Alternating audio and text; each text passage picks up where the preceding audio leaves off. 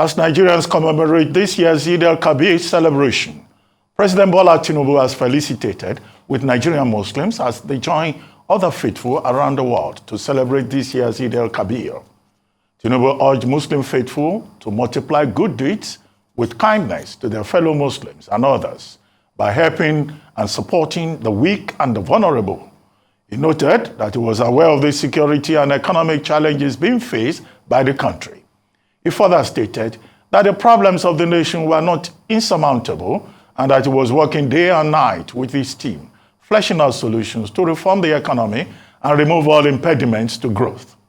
However, as the high rates of inflation continue to soar amid various policies of the administration, the Debt Management Office has said that the removal of petrol subsidy and the unification of rates in the foreign exchange market by President Bola Ahmed Tinubu are steps capable of boosting Nigeria's revenue while reducing new borrowing. Likewise, Prince Mustapha Audu expressed satisfaction with the policies of President Tinubu, especially the removal of petrol subsidy.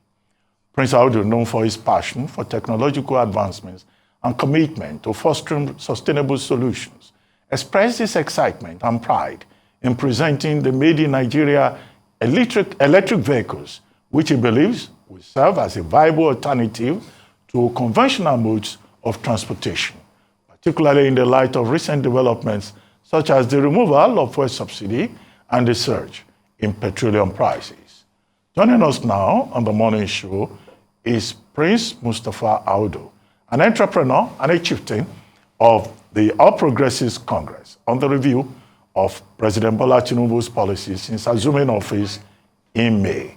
Audu, a Muslim, will also fill us in on the celebration of Eid al-Kabir festival. Thank you very much for joining us, Prince Mustapha Audu. Good morning. Thank you. Good morning. Thank you for having me here, Ruben. Always a pleasure. Eid Mubarak to you, to the studio, to everyone at the studio, Rafai and Ayo. And I'm wishing you guys a wonderful day, a wonderful celebration, and hopefully a better Nigeria is loading. Thank you. Well, Thank you. President Tinubu was saying precisely that this morning in his statement. He says Nigerians should look forward to a better and brighter future and renewed hope in this country, and that our challenges are not insurmountable. Now, what are those challenges in your view that he says are not insurmountable? Because he didn't spell out the challenges. He just says, well, he works day and night to address those challenges. To be honest, if you ask most Nigerians, we have a myriad of problems, but top on their list would be economic problems and the security situation. Economics in the sense of the fact that the cost of goods are going up, cost of PMS, gas, meaning the knock-on effect, cost of transportation will be going up. So it's clear that measures need to be taken to help Nigerians to get past this period, and those measures are being put in place right now. Some of those measures you mentioned are the removal of fuel subsidy, the removal of parallel markets, so making it a singular market for the foreign exchange. And for people like ourselves who are investors in the electric vehicle market, I think this has been fantastic. It gives us an opportunity to create jobs, to create a green economy, to be able to do technology transfer. We are the largest electric vehicle makers in Nigeria. We're still young. We're about 4 years old. We started production 2 years ago. I saw the video you were showing earlier on. That's the Igwe. The Igwe is our own version of the Keke Napep, but we have doors, windows, air conditioning, reverse camera, Bluetooth, MP3, MP4, MP5, and that's just for our version of the Keke Napep. We have the Adoja, which is the four-wheel vehicle. We have the Olori, which is the cargo vehicle, and we're making our Terso, which are a series of buses. So this has created a unique opportunity for Nigerians to capitalize on and to benefit. Prior to the removal of fuel subsidy, we were selling maybe 2-3 vehicles a month. Now we're selling 4 or 5 vehicles a day. So you can see opportunity has been created. We are training Nigerians. We are creating new jobs. State governments, federal governments are extremely excited, getting ready to get involved. You can look at the knock-on effect in terms of the environment, reduction of the pollutants in the air, reduction of carbon footprint. Also financially, it'll help us in decarbonization. By decarbonization, you can have access to debt relief. So I know a lot of Nigerians have said that Nigeria is in a lot of debt. Our borrowing has been very high previously. So as a form of reduction of debt relief and having more money to spend on Nigerians, I think the right steps have been taken. Almost every well-meaning Nigerian knows that this government has hit the ground running, and this is just the beginning. This government intends to be the best government that Nigerians can ever wish for. All right. And the steps taken so far and the competency of our leaders and the team shows that we're ready to deliver on the promises. All right, Prince Audu, thank you very much. And I'm glad that you've talked about the opportunities with regards to the fuel subsidy removal policy. But let's talk about the weaknesses and perhaps the threats. One of the weaknesses, of course, is the fact that it has been said that the removal announcement was done without commensurate plan for palliatives prior to the announcement. Hence, the attendant suffering or impact on the most vulnerable in the country. We can see it. And even the president alluded to it in his Salah speech, talking about the fact that we must remember those who are, the most vulnerable amongst us, extend goodwill to them on a day like this. I want to get your thoughts on the fact that we haven't yet gotten any announcement on palliatives, even though the Chief of Staff's office is said to be working with a team to come up with policies and a plan towards it. But it's now 4 weeks after that announcement. How can you praise that policy without paying attention to the sufferings of the people in the country today? I'm sure you'd agree with me that some people might not be able to have a happy Eid because they just can't afford to. Hi, Ayo. Always a pleasure talking to you. You're right in the sense that these are very difficult times, but you have to understand something. This is a new government that came in. In order to have the subsidy in place, there would have been a budget passed to allow for the payment of subsidies. This new government inherited a 6-month budget towards fuel subsidy, which is 6 trillion naira, more than any single item, more than any 10 items on the budget. So it's clear fuel subsidy had to go. It's like ripping off the Band-Aid. You have to rip it off and just move on. There was no provision in the budget. So it's not a case of President Asiwaju Bola Ahmed Tinubu came in, there was provision for fuel subsidy and he removed it. No, there was no provision, and he has intimated Nigerians on the need to move forward. The funds that will be saved from that will be put towards building a better Nigeria for all of us. Yes, there have been no palliatives in place, but again, planning is essential. You don't want a shoddy job. A lot of people have complained. I've listened to Rufai many times speak about how conditional cash transfers, how these things have been wrought with fraud. This government has to prevent that kind of situation. This government has to build towards targeting the actual people that need the palliatives. And this is done through planning. So adequate planning is being put in place, not just by the office of the Chief of Staff, but by other sections and arms of the government as well are taken into consideration. I know the legislative are taking this into consideration. The office of the Secretary General of the Federation is taking this into consideration. The presidency as well is taking into consideration. So when the policies and plans are rolled out, it will be rolled out effectively with the right people able to monitor and implement this. So that is why there has been a slight delay. But don't forget that Nigerians also, this government also came in to face a lot of challenges. So you have to deal with these challenges concurrently. So we're not only dealing with one challenge at a time, you're dealing with a multiple number of issues. Therefore, adequate planning to make sure that you reach the actual people that need it, especially in this kind of period where, like you just said, for some people, it's not a very happy Salah, but hopefully by the next one coming forth, you yourself will testify that this is the right government and positive changes have been made. You can testify that in the last 3 weeks, positive steps have been put in place to shore up the system to stop the revenue leakages, because no matter how much you are generating, if you have tremendous amount of revenue leakages, you're not making a real difference. So every form of revenue leakage, from subsidy to the, in fact, the subsidy was not just on petrol. We're subsidizing petrol, we're subsidizing electricity, we're subsidizing, so many things are being subsidized by the federal government.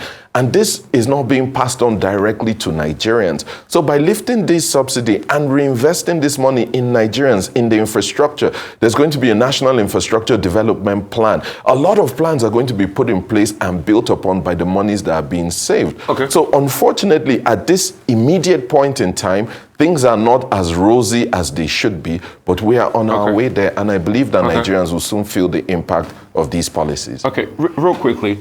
A lot of Nigerians, yes, things are not nice with them. The World Bank is equally saying that you should be able to give palliatives and plan. You know, what a lot of people are saying is the planning should have been done first before the subsidy is removed. And I'll give you some instances. I'm sure you saw the interview with Issa Yuguda, the former governor of Bauchi, and he was talking about the rot and the corruption with the subsidy. Some people will have favored that we even have a forensic analysis of the NNPC and what happened as regards the subsidy regime first, before the what's it called, the subsidy is pulled out, so we can know where we are truly. Secondly, in the midst of all of this, the challenge a lot of people have is that government officials are not taking responsibility. There was a recommendation last week by RAMFAC talking about a possibility of increasing salaries of the president and other top government officials by 114%.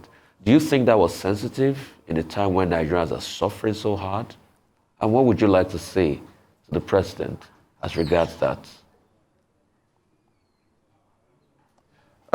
First of all, I'll answer the second question, then pivot back to the first.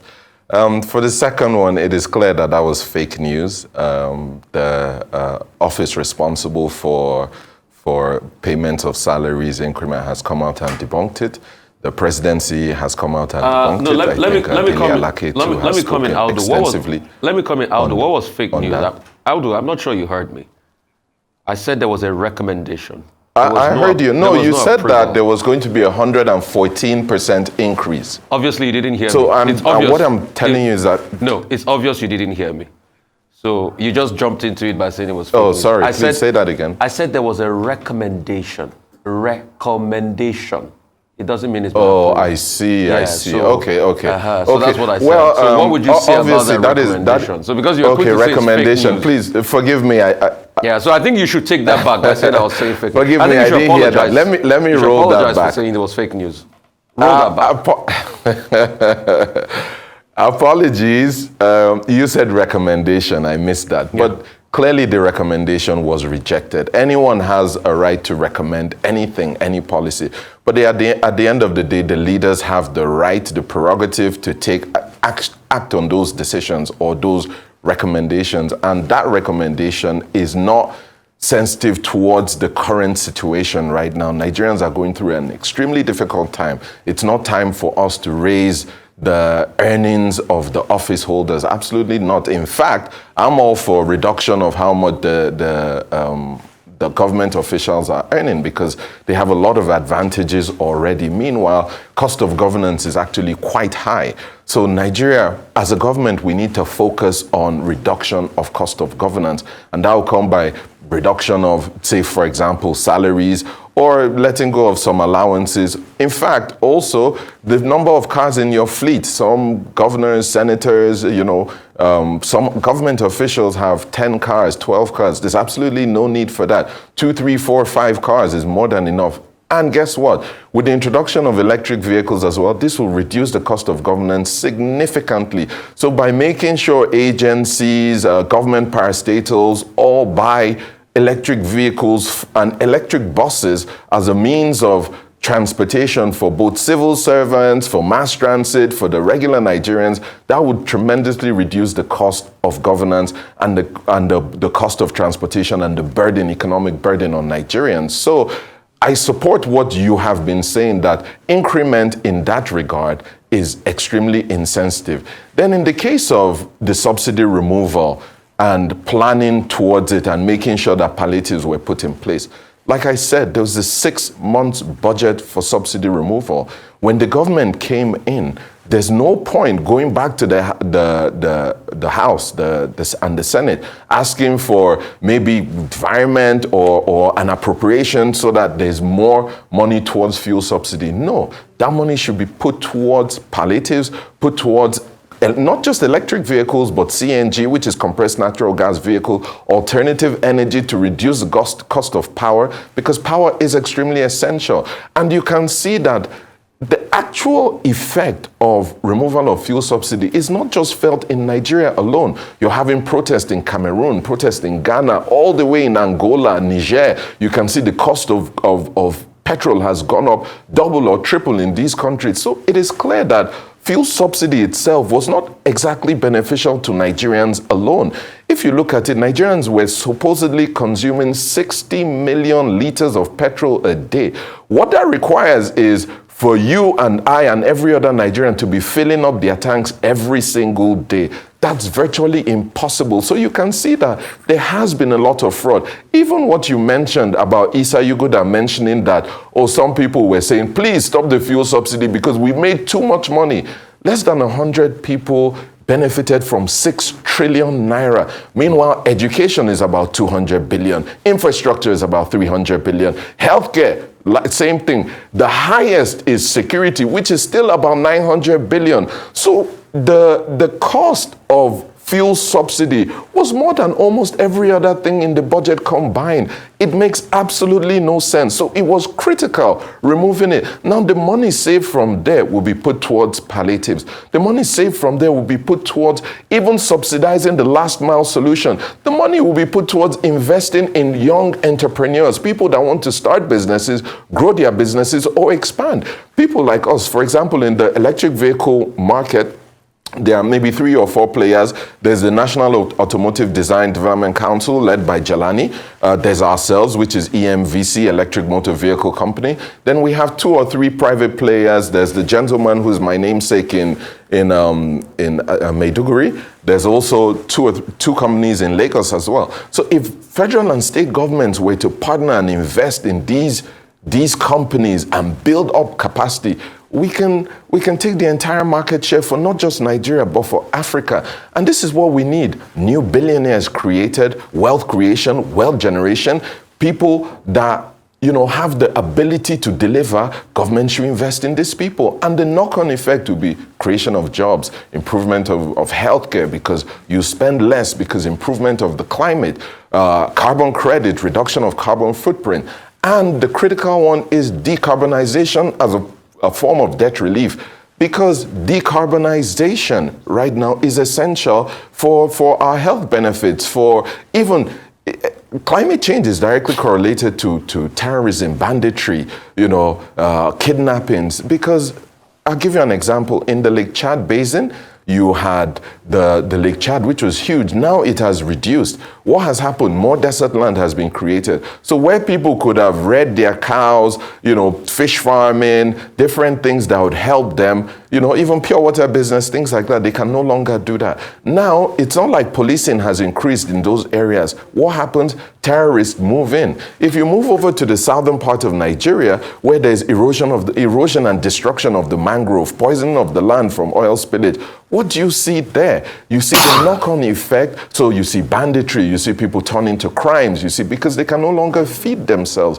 So it is essential to remove fuel subsidy and focus on new technology, focus on development and building Nigerians. Yes, it has taken a few weeks, 3-4 weeks, but it is essential when trying to execute a program, a nationwide program. You must plan for it properly. You must develop the infrastructure that needs to be in place to handle the proper distribution of palliatives. And it's not just, we're not looking at, poverty reduction. This is poverty eradication. In order to eradicate poverty, you have to plan to do this properly. So I believe that the government of Asiwaju Bola Ahmed Tinubu and Kashim Shettima are in the perfect position to build on these prevailing circumstances and create a new Nigeria that's beneficial for all of us. And I believe that you yourselves would see that Nigeria would continue to improve gradually. And a year, 2 years from now, we would not believe that this is the same Nigeria. And guess what? All the brain drain that has left the country would begin to find their way back. Okay, Prince Audu, we can all be proud hello, of. Prince Audu. Thank you. Please, if you can make some of these I can hear you. make some of these comments concise so that we can follow what you are saying. In the course of this conversation, you've mentioned electric vehicles about 4 or 5 times. So I see that it's something that is very dear to you. Yeah. And you mentioned some of the people involved. There is Abubakar Mustapha. That's the guy that is in Borno State. In Sokoto State, some guy came up with a solar-powered, vehicle also. Then the Stallion group that did the Hyundai Kona in collaboration with the Automotive Design and Development Agency. In Lagos here, Governor Sanwo-Olu, in fact, launched the first full electric car in 2020. The demand for electric vehicles in Nigeria is very low. It's like people are not enthusiastic about it. So in that particular area that you are, very much committed to, how do you deal with the issue of infrastructure? How do you deal with the issue of access to electricity? In a country where we don't have charging points for electric vehicles, how do you deal with support service system? I mean, the mechanics that I know, these were persons who were trained with maybe Volkswagen or Toyota, and all that, and then you bring electric vehicles into the market. And how about cost? Cost is also very important. Is this something that you thank think you so capture? much. These are very, very beautiful questions, and it's good for Nigerians to be aware. First of all, can I go on? Please go ahead. We can hear you. Okay. So first of all, you have to look at the scope of it.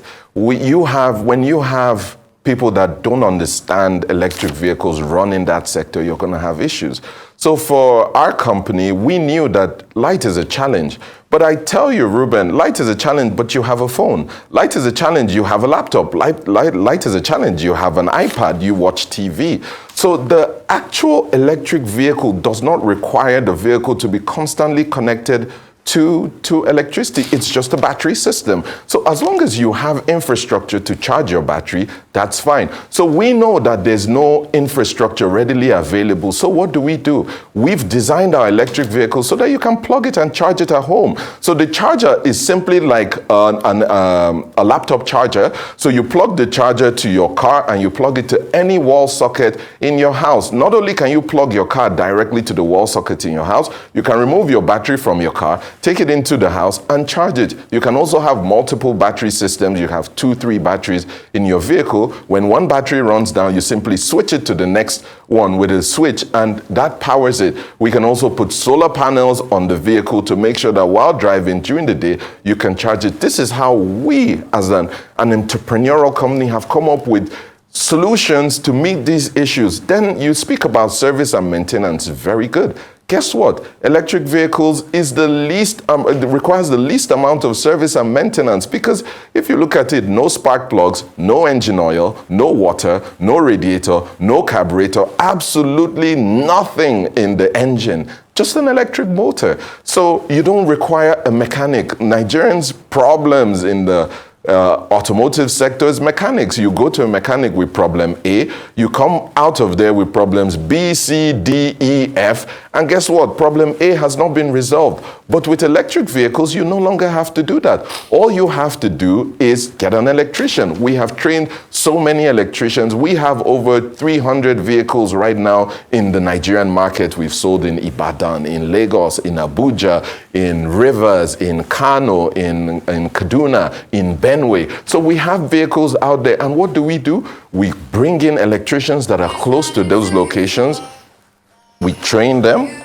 We train those electricians, and we deploy them back into the locality that those vehicles are. So those are like your first responders. If there's any issue, they respond to it. What does this do? This trains more people. This gives more Nigerians things to do. And you also mentioned that how about all those vehicles that are out there that, are already ICE, internal combustion engine vehicles, which use petrol. Guess what? You can retrofit them. So you can turn an ICE vehicle into a CNG vehicle or an electric vehicle very easily. So all those buses, for example, on the Kubwa Expressway in Abuja, that when former Governor Nasir El-Rufai was Minister of the FCT, brought into Abuja to help with the mass transit, a lot of them are broken down and sitting on the Kubwa Expressway. What do? We can come in, change the system that it works on from ICE to electric, or there are companies out there who can convert them to CNG.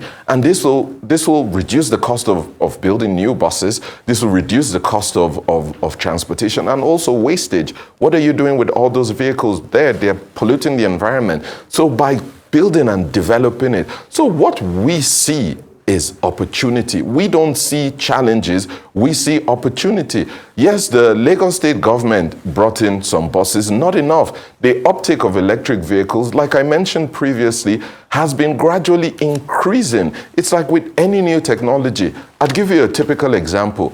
The cassette tape versus the DVD versus Blu-ray versus MP4s versus MKV. So initially, you had the cassette tapes for many decades. Then you had to switch because it's old technology.